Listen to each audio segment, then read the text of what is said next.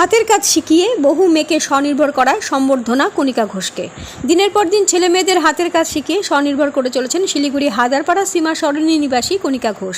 বহু অনগ্রসর ঘরের মেয়ে কণিকা দেবীর কাছ থেকে হাতের কাজ শিখে আজ দুটো পয়সা রোজগার করছেন। অমৃতা শিক্ষাকেন্দ্রের মাধ্যমে নামমাত্র খরচে অসাধারণ সব হস্তশিল্পের কাজ শিখিয়ে চলেছেন কণিকা দেবী, ফলে বিভিন্ন মহল তার তারিফ করছেন। সম্প্রতি শিলিগুড়ির দীনবন্ধু মঞ্চে আয়োজিত এক অনুষ্ঠানে কণিকা দেবীকে অসাধারণ কাজের জন্য সম্বর্ধনা প্রদান করল নৃত্য ছন্দম নামে একটি সংস্থা। শিলিগুড়ি হায়দারপাড়া সীমা ভবনের কাছেই কণিকা দেবীর স্কুল।